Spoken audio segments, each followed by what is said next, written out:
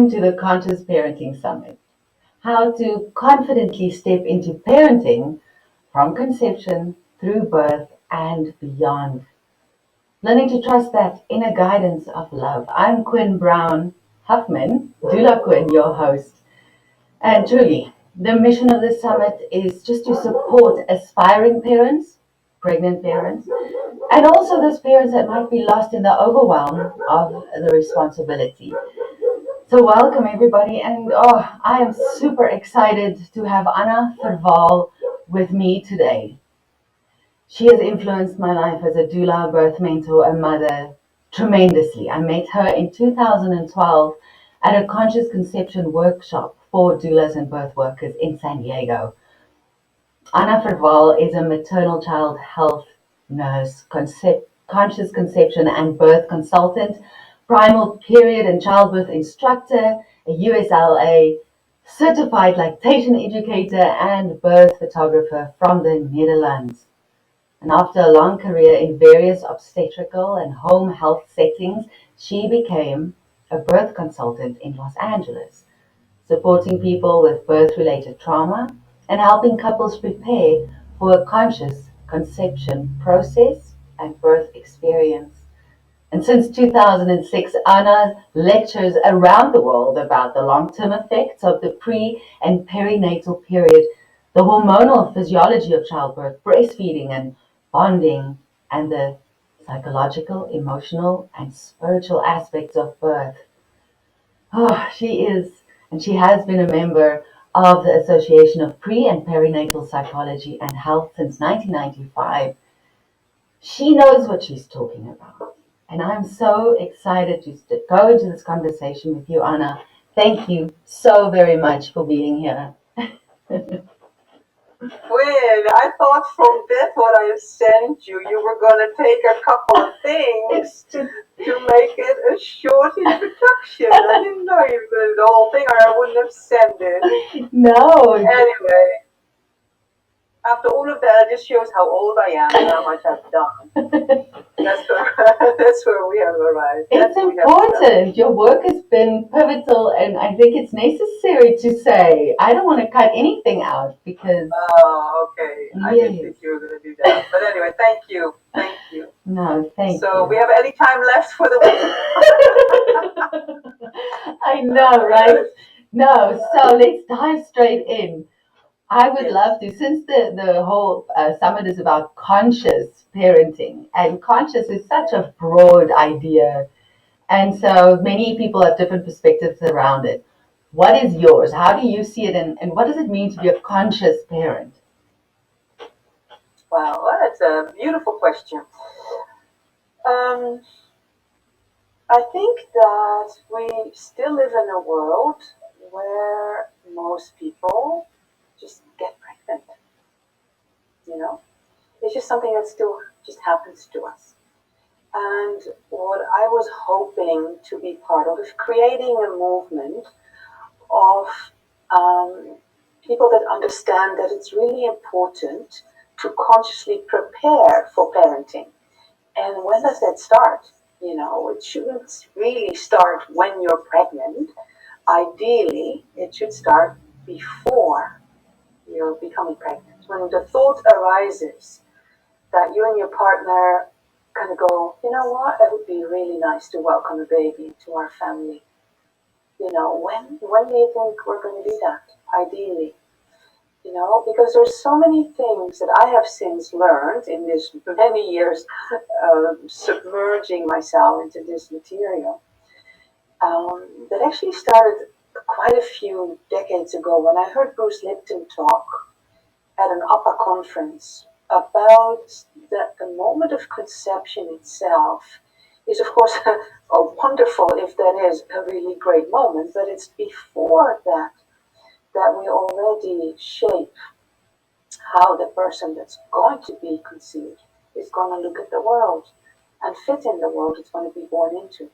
So when he first introduced me to the concept of epigenetics, and I heard him speak about, you know, a couple of months before the egg gets ovulated, it is being prepared, as so we speak, prepared in the consciousness of the mother to be. How she views her environment, how she views her life, what's going on with her is of huge importance to which genes ultimately will be triggered and switched on at the moment of conception. Mm. And subsequently after that in life. So when I heard him speak about that, I nearly fell off my chair. Because as a person who started first working with very sick little babies and then moving into newborn nursery, and then when I moved to Los Angeles and started working there, I started working in labor and delivery, and then I started working with preterm patients, women that were pregnant and still had to be admitted in hospital for various reasons. I felt like, wow, I can really work with these women a lot longer than just attending their births. Then I went into home health nursing and I saw again what happens after we've been born. There's nothing that we can do to have a great effect anymore.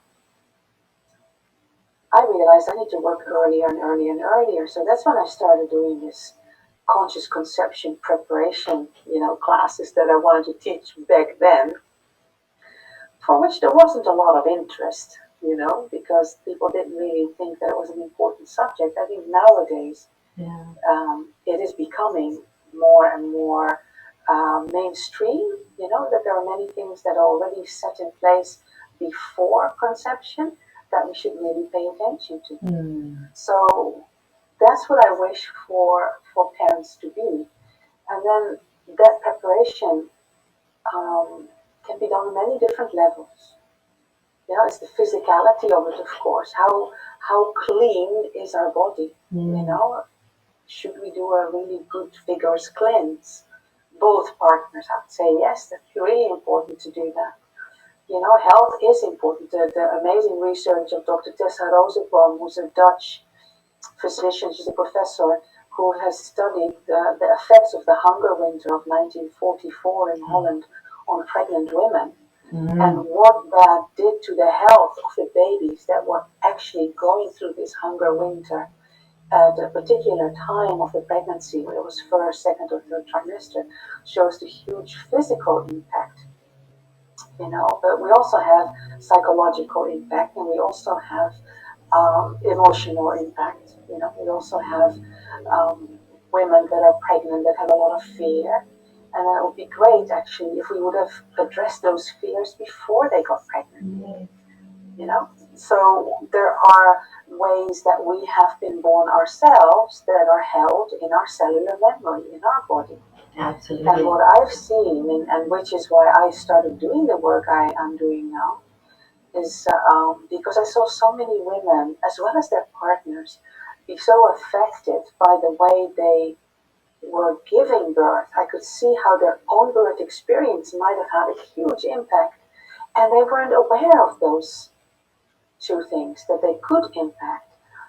Giving birth is the way how we were born. So as I moved out of the hospital environment and out of the home health, nursing, maternal child health environment, I became this birth consultant because I wanted to help people prepare more consciously for a birth experience, and not just physically or physiologically, not just like, I'm going to rub your back, I'm going to give you some water, and then I'm going to do this and that. No, I wanted to know, tell me about time in the womb. Tell me about your mom's birth experience with you.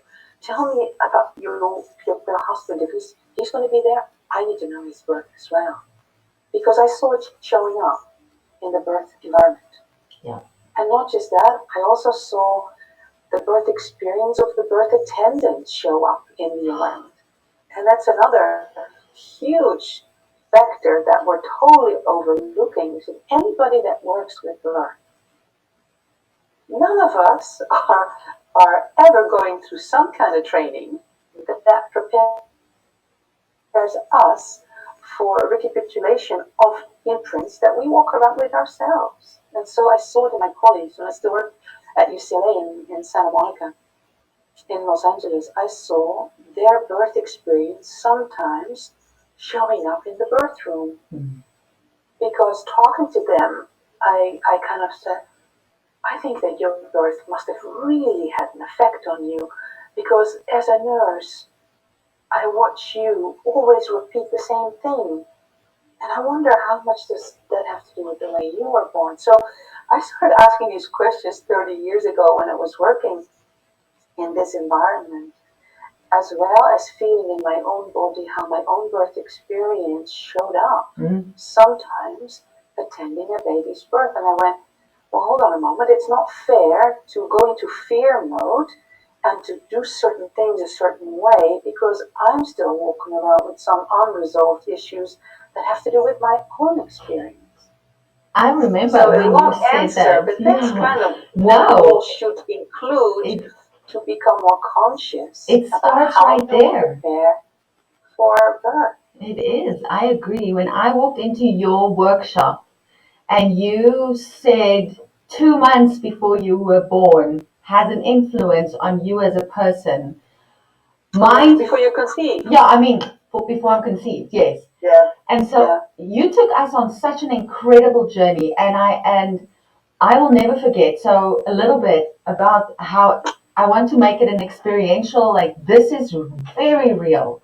Because when I became conscious of my birth story and how I was conceived, what was going on in the country with my mom and dad when they were pregnant with me, their yeah. relationship, all the way through being an induced forceps baby.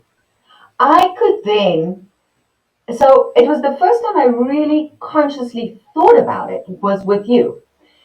Mm, I could start to trace back every single event in my life from the age, from when I can first remember every major change or transition or um, something big happening in your life and how I responded to it or reacted to yeah. it and how it felt in my body. And I promise you, after your workshop, I walked away and I worked a lot, then walked into the birth that I was doulaing differently because, as you said, we carry that responsibility. And suddenly I have witnessed myself because of this consciousness and because of this self awareness. It's now very different. I have almost changed my birth story to more something more aligned with who I truly want to be and maybe even am. So just to So well, testify. that's Mm, very beautiful because when you enter the birthing field of this new being coming into the world, it shouldn't be affected by our stories, or by the parent. This is such an important component that childbirth classes don't look at, any kind of, people that are going to have a baby. We hardly ever look at, listen, tell us how you were born. What did your induction of labor, how's it showing up in your life? mm, Well, what we'll see is that we often see a repetition of the theme, but we just don't know where to look. So with unhealed imprints or with imprints that haven't been brought to the awareness level yet, a baby will, I guarantee you, play them out. mm. It will show up. So a woman that was an induction of labor, but oh yet, how that affected her, might face the same issue. That her baby is going to be late or something's going to happen that she's going to be faced with. We might have to induce your baby. And then there's a strong reaction to that. Then I want to know, hold on a moment, what happened to the mom that this shows up in her life right now?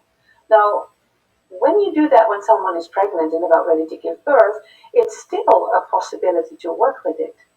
But ideally, we would have looked at all of that even before becoming pregnant, because I see so very often that a pregnancy has been so impacted by the stress or the worry or the fear a mother has had during a pregnancy that I think we could have talked about before conception. So we wouldn't put that in the backpack of a baby to be born with the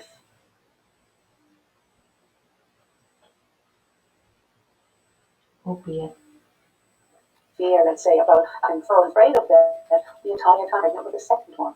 So there are many things that I think that we can help and fears and worries that we can help alleviate when we're looking a bit more consciously to whoa, what's really going on here?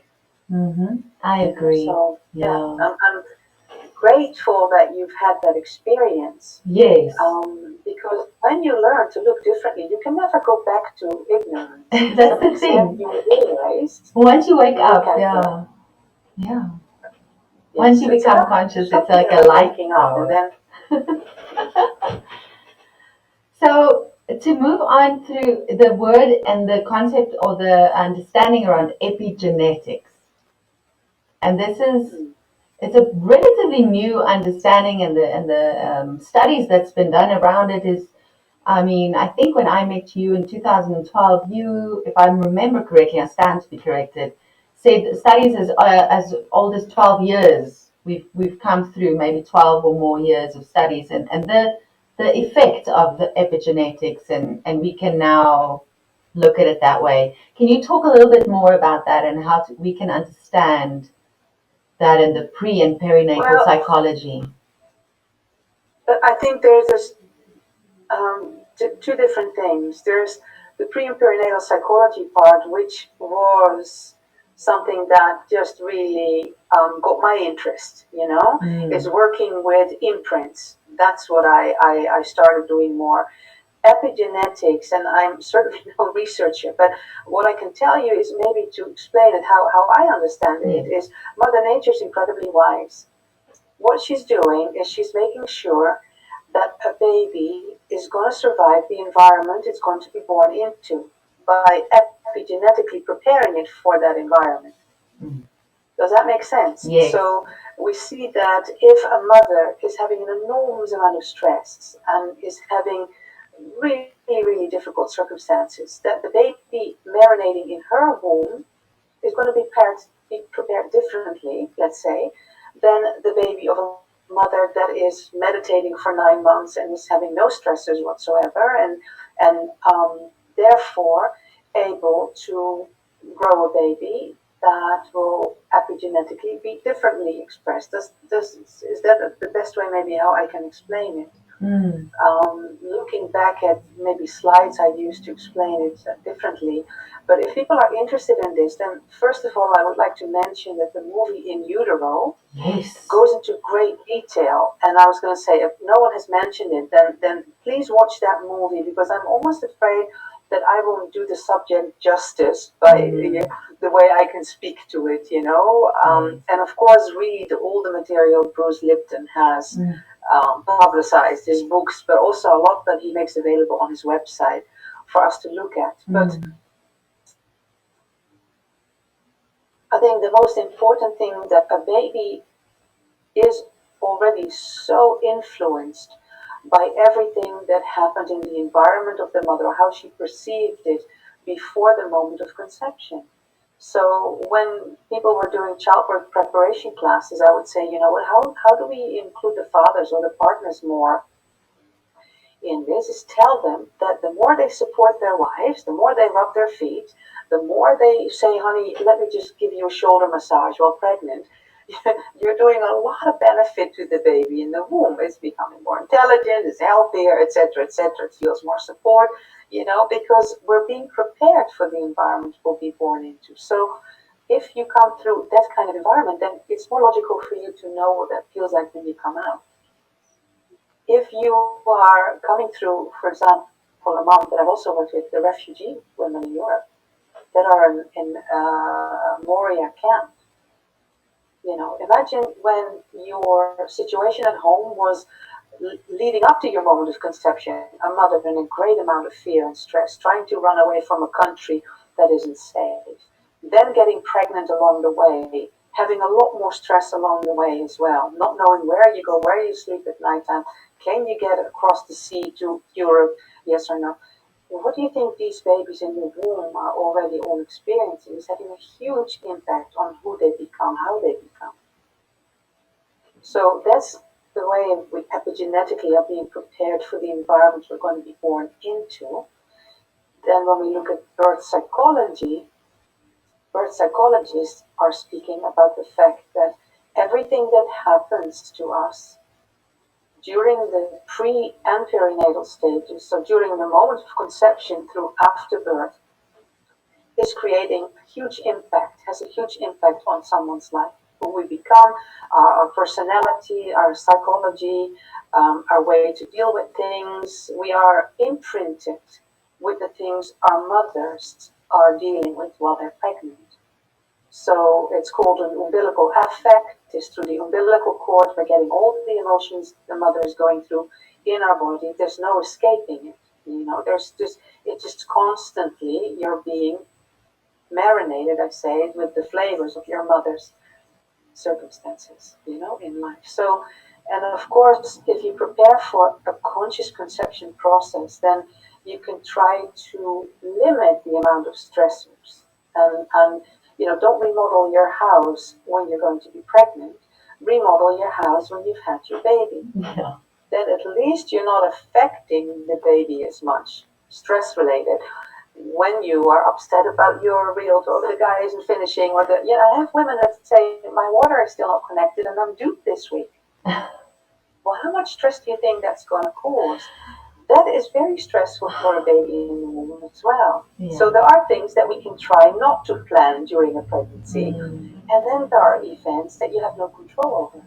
You could suddenly lose someone, or become very ill, or your older sibling becomes sick, and that your mother's attention goes to your older brother or sister. Then there are times that it's really important that you connect with your baby in the womb and tell the baby, listen, this is so not what we wanted during this pregnancy. I'm so sorry this is what's happening. I'm so sad because I lost someone very dear to me. But I'm putting my hands on my belly, connecting with you right now, and let's go for a walk along the beach together, you and I. So we're going to have a different experience as well as just the sad ones. Yes. So connecting with the baby in the womb and becoming more aware of the fact that your baby is present every moment of the day. Whatever happens to you happens to your baby. Yes. That is an incredible thing to be conscious of, that you have this consistent witness and participant all the time. So if you're aware of this fact and you then have life happen to you, to rather be really conscious of how you respond to it, and as you say, acknowledge the emotions for what they are, and then how we respond to it instead of just going into complete reactive mode, which can be so, it can escalate into uncontrolled emotion that reels off a cliff.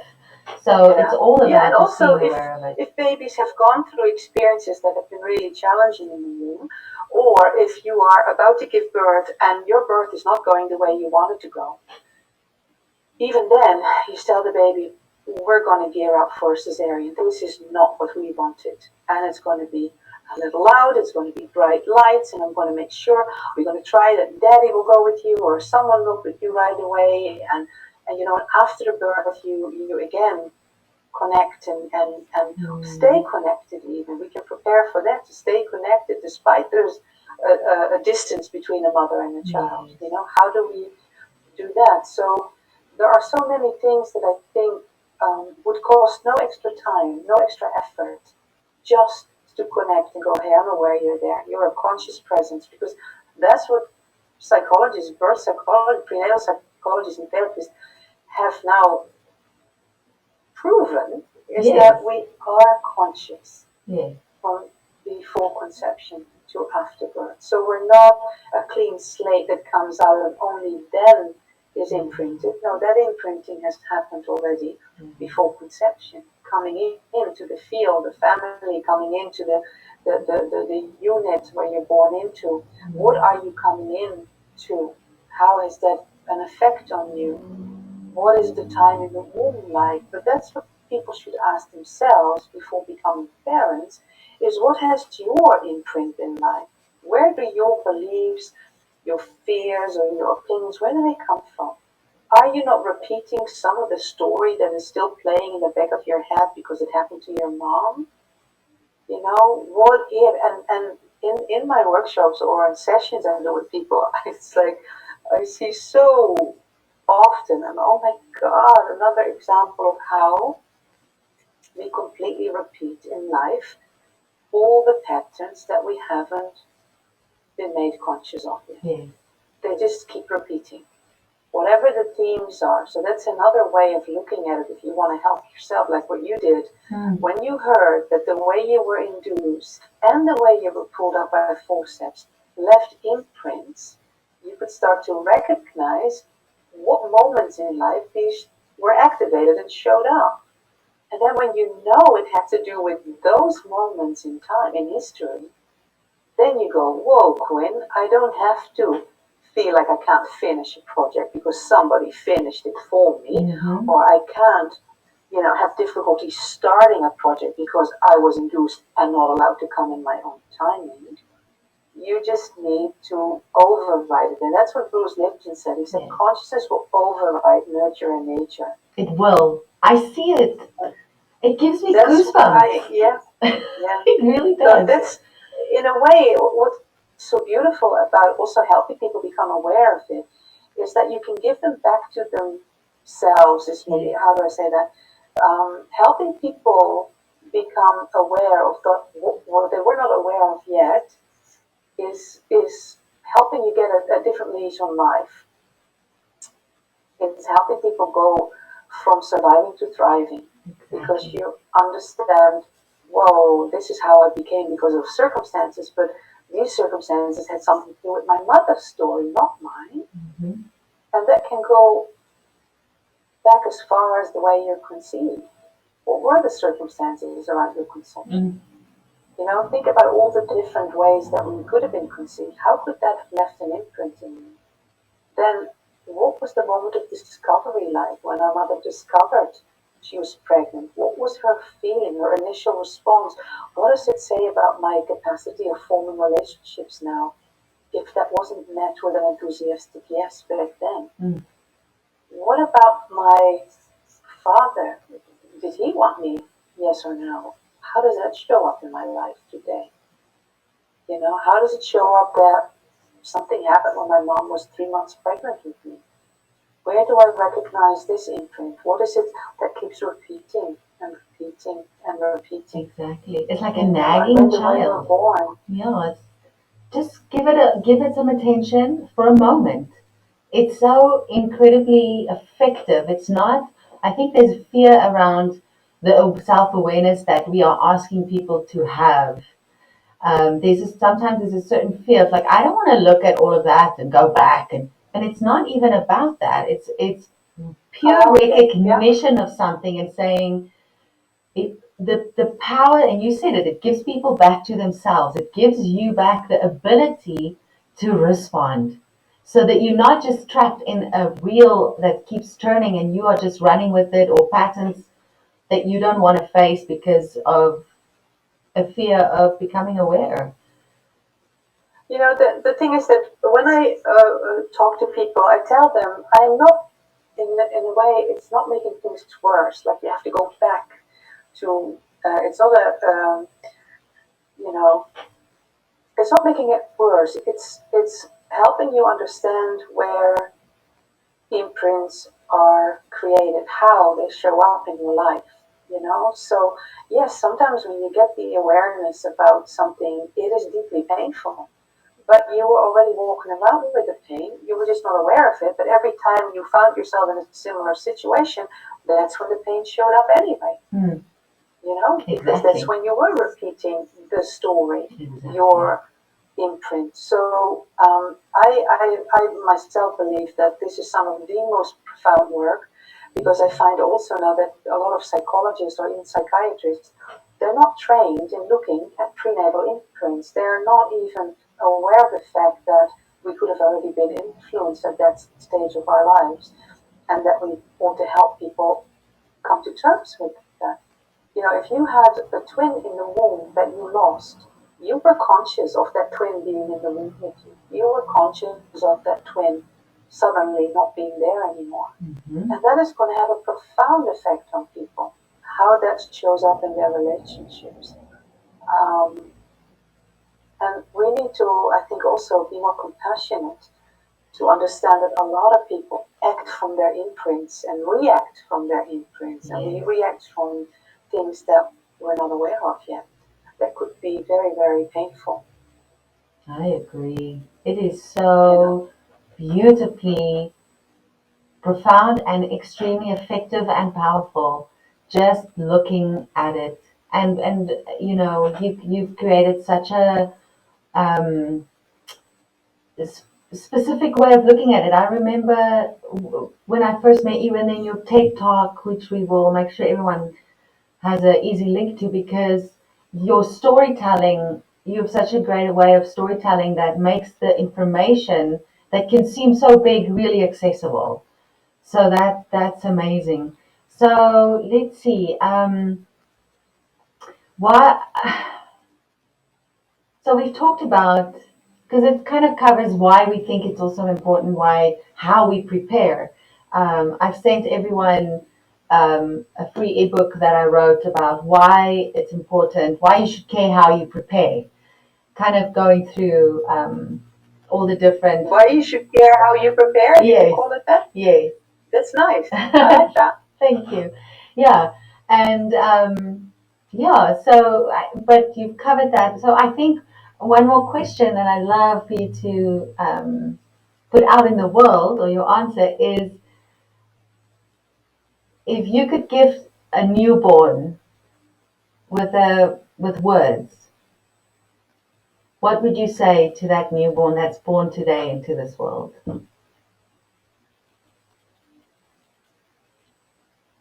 First of all, it doesn't matter what language you speak because the baby will understand the language of your intention, I think. Um, what would I say? Speak the truth. Anything you say as truthfully is what I think most important. Now, it would be very nice if we could welcome every baby and make it feel that it was truly welcome. You know, I think that would be a beautiful thing. And explain if you're talking about a baby that has just been born, Mm-hmm. is that, well, how do we welcome it? You know, in the ideally, no matter where the birth takes place, it should be the parents' voices that baby hears first, and not the practitioners. You know, loud and happy that the birth is over. Maybe it should be the parent. What is it that they would want to say to their child? You know, what is their welcome? Welcome the baby into the world. Welcome the baby into their family.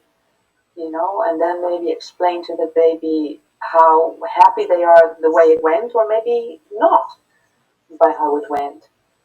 I think the most important thing is not to even say things, but it's making the baby understand that you are deeply aware of the fact that that baby is a conscious little human being and deserves to be treated and spoken to like that. Yes. Oh, did I get goosebumps again? I think that's the most important, is how we treat it, not Yeah. even how we speak to it, because in the way we treat it, we speak in a different way. And it's one way to say something, but the thing is, how do you treat the baby? How do we pause how do we slow down to go to a baby's speed? How do we treat it when you're a healthcare provider and you're listening? How that baby knows and is aware, and if you need to do something that is maybe not pleasant, prepare the baby for the things you need to do. Pause for a moment, explain what you're going to do and why. Pause, ask permission. Can I give you this injection if that is what happens, has to happen? And pause for a moment and say that I need to do this because, and then again, you know? I would say treat the baby the way you would want to be treated in the dentist chair. Ah, yes. Yes. I like that a lot. You want to be told what's going to come, how they're going to do it. They give you some time, you know? Yes. Yes. Treat them So like a conscious human being that is aware of what is happening to them. that Yes. should be your body language, that should be your intention, that should be the words that you choose, Mm. because it's going to slow down the way you talk to a baby. They're going to do things slower. Babies get overwhelmed very easily, very quickly. So we need to slow down our pace. And what I see, and believe me, having worked in a hospital myself, we didn't treat babies like that. We didn't treat them if they were conscious. we didn't treat them that they could feel everything. We didn't treat them that they will remember everything that's been done to them. Mm. That's, I think, the most important. I hope people can take that away from this chat. Yes, I hope so Whether too. you're a parent to be or whether you're a parent who's had children and you go, oh my God, there's maybe some explanation I need to do and tell my baby that that birth was just absolutely not what we wanted, but we've never told the baby how much we regretted that. You know, the baby likes you to know that you know they know. How's Yes, that for yes, yes. Like exactly that. I love that. I that's like it, that I you think. know that I know that you know. Yes, Yes. yes, Oh, yes. Anna, I could sincerely talk to you for hours. It feels like really this is just too short of a time. I soak it all up, and I hope everybody else does. I'm just going to share all your beautiful resources that I have from you, also your website from womb to world, Yeah, and that's an outdated site. So I think what would be nice is I'm working on it still, but um, to have people look at APA at yes, oh, I birthpsychology.com will because definitely. APA offers a lot of beautiful free programs now where people from all over the world and all time zones can listen to. There are many speakers. Mm, So that's really a way to help, bring more of this awareness into the world in areas where people might have never even heard of APA yet. yes, So I'm I would also a huge make sure follower you of get that them. link as well to I share, will. and then there's resources and books. And when my site is up and running, then there'll be a lot of great books that have been written recently that I would love to promote on there for people to look at. Okay. No, that's perfect. No, definitely we'll post that link. It's on the list. So great. Okay, And good. sure, I cannot thank you enough for your time and what you do in this world. I'm one person that can just testify to the huge shift that has taken place. Oh, that's wonderful. Sincerely, That's wonderful. I've published a Me, book. I suddenly created businesses which never happened. I couldn't even see myself doing things like that. So profound. yeah, And thank yeah. you to all I'm of you very for joining grateful for us that. here at the Conscious Parenting Summit. Please share and come back for more. This is exciting times in the world where we are going to focus on love. Thank you so much.